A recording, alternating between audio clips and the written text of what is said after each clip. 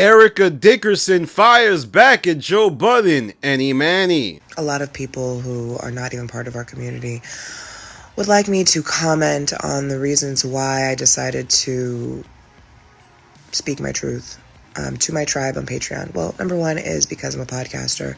I've chosen to share my life for the last 6 years, shared the ugly parts, the good parts, the uncomfortable parts, the parts of which I'm embarrassed about. And to be honest, this was embarrassing for me. I chose to move forward in something that I knew in my better judgment I shouldn't have.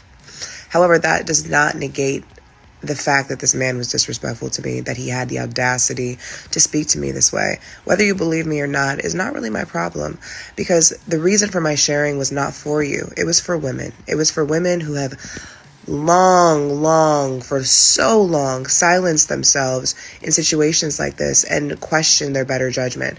This talk of clout and all of those things, you're not my demographic. I don't need clout from this man. I'm not a hip-hop artist or rapper. I'm a woman, female podcaster whose space is created for the safety and healing of women.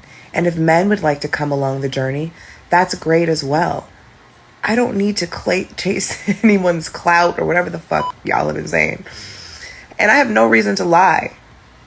I know this your fave, and that's fine. I don't have any hate towards this person. You know, he chose to be disrespectful in that moment. Do I think he's disrespectful overall? Probably. I don't know. I don't know him like that. But y'all think you do.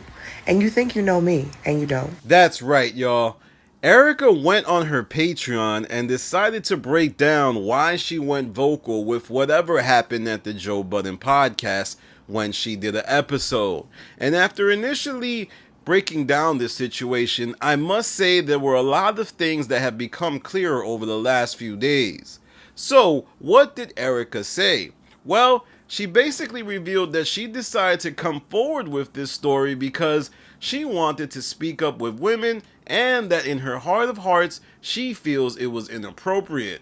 I've also been analyzing what Joe Budden, Flip, and the rest of the cast members have been saying about this situation.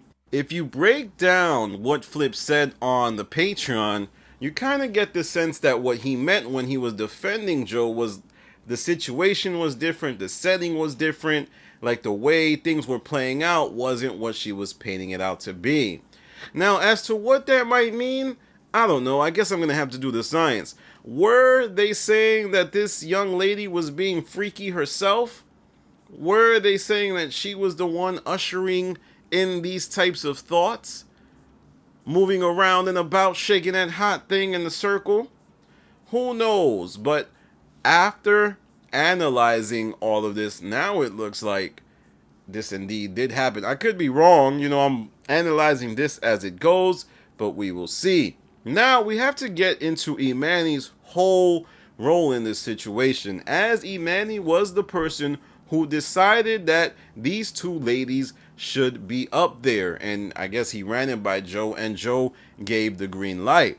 So when Erica went on her platforms and said she was made to feel uncomfortable, Emanny took issue because I guess he was the person that started this whole thing. And when he fired back at Erica, he was pretty brutal, saying that he hopes they don't eat, he hopes that they don't succeed, he thinks that they played this story out, it's some BS. In fact, I'm not even going to call them young ladies. These bitches, I've tried to not go that route because I don't think anyone should just be called out their name just because you have a problem with them. But this is past having a problem. This is you doing something with the intent to tarnish and ruin a man and a platform that has not moved in that way, that's not looking to move in that way, and in all actuality has done everything to make women feel comfortable up there. So when I see shit like this happen, I have to call it for what it is. And I won't even say two bitches because I feel like the other young lady really didn't say much of anything. So I'm literally speaking to the one person who made that bullshit story up. Me, honestly, I think everyone looks at these two chicks as bullshit. And I don't even want to extend any more grace to them, giving them a platform of us even making them more relevant to what they are. But I'm 100% going to be aware that a lot of the things that we do up there, instantly are going to affect Joe because he is the name and he's the brand and he's the person that typically most of the people are watching to see. So I got to be conscious that even though I think the things that I'm doing are really to benefit me or my outlook, it's going to essentially fall back on him in certain ways that he's not even prepared for. It didn't even ask for. Like, he didn't ask for those young ladies to be up there. That was me. And he had no level of even trying to make it a thing of them being up there. So even, I don't wish them any success. I hope their podcast fails. I hope they fail. I hope they don't eat for the next week. I hope that whatever that they believe that they're going to do great in night, it returns to them in a nightmare that they're not going to achieve it. Sheesh. You tried to fuck up my man shit. You try to put some dirt on his name. You made me out to look like some cornball nigga who chases bitches around and like you did all this corny shit. Oh. I don't respect none of that. And I really hope failure into their life. Well, the lady decided to shoot back at Emanny by basically making fun of his career and all of that jazz. Saying, how can Emanny hope that anybody's careers fail if he himself has a failed music career? Well, Emanny took issue with that and responded by posting, I released my first project in 2012. Since then, I've dropped 7 projects, all independent and profitable. My SAH2 project charted as high as number 3 on the iTunes R&B in 2014 as an indie artist. I haven't released a project since 2017, and since that time, I've worked with and written for the greats in the industry, and also find myself being Grammy nominated through my work on the Royce da 5'9" Allegory album. All of this done with no label budgets or create narratives, just my hard work, maintaining great relationships, and my talent. Nothing about me or my career could ever be deemed or looked at as a failure or unsuccessful. I can't hope for things I've already achieved in life. Oh, and as I post this, I'm a part of the best podcast on earth. For a kid from the Bronx who dropped out of high school in 11th grade, I think I've done pretty well for myself. And there you have it. Emanny is now engaged in a back and forth with the same podcast he wanted to help. But there's also another complication about this. Apparently, the Grown Moms Bad Choices podcast had some type of play party, and they were under the impression that when they did Joe Budden's Patreon, the Patreon episode would drop before the play party, but it didn't, and that angered them deeply. And you could even go to Joe Budden's Patreon and see that Emanny tells Joe Budden that they're very upset the episode didn't drop. So maybe this whole thing is just everybody's miscommunicating. The grace that maybe these ladies would have had if the business they felt was done properly, if the show had dropped, would have been more expedited. They wouldn't have seen it as a big deal. I don't know what's going on.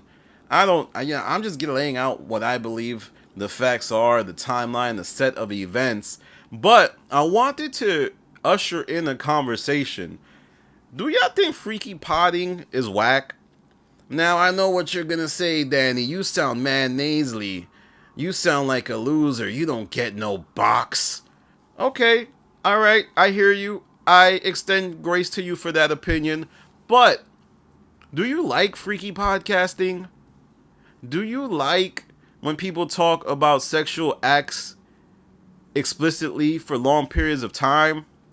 I gotta be honest, I was, when I used to watch Horrible Decisions, because I don't really watch it that often, and I would only watch if Rory Mal or somebody from the universe that I actually listened to was there, I thought when Mal was on the Horrible Decisions podcast, it's kind of weird how the whole podcast is about, Wheezy saying she wants to sleep with Mal. And obviously the female version of that can never happen. And that's why I can't listen to the show. It's just too much. It's just a lot of, bedroom talk, bedroom bullying being discussed. And now, with this situation playing out on the Joe Budden podcast, I feel like the days of bedroom talk, oh, I get more box, is coming to an end.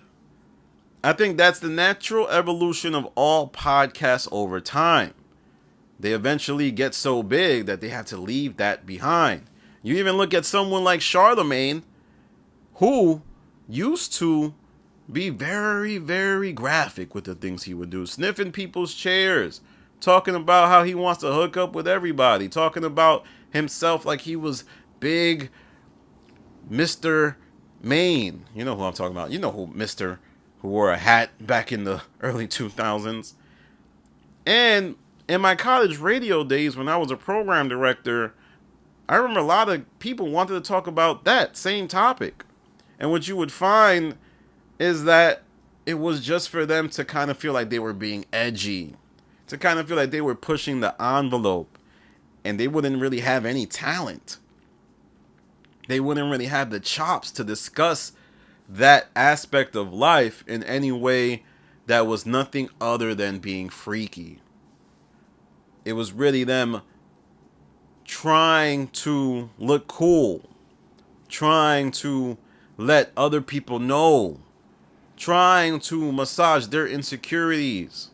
And I think that's what's happening with this freaky talk. I want to let you know I'm hooking up. I want to let you know I'm down for the crown. All these ladies want me. All these men want me. But if I'm being uptight, let me know in the comments. Because I think with Joe Budden, even Rory Mal, I think they do a lot of the same things sometimes. That stuff is not needed. For me, the stuff I like, what the Joe Budden podcast and other podcasts talk about is when they talk about the industry, when they talk about the dynamics between friends, when they talk about pop culture, contrary to what Emanny, Joe, and all these guys think, pop culture is what unites us. It's how we relate to the world. They don't want to talk about hot topics. They want to talk about other stuff. I think that will hurt the show. So you don't want to talk about hot topics, but you want to talk about, play parties and getting sexual all the time. But let me know what you think in the comments. Let me know what you think about Joe Budden versus Erica from Grown Mom's Bad Choices, and Emanny defending his career. Emanny, man, you got to stop being insecure about that stuff, man. You got to just let that go. People are going to make fun of you. Unless you Beyonce or Usher, people going to make fun of you. Omarion gets made fun of. And he's a great artist. This is how the game goes. People are going to ridicule you, and you have to be confident. All right, y'all. Follow me on Instagram, The Stop TV. Follow me on Twitter, The Stop TV. This is Danny from The Stop. Peace.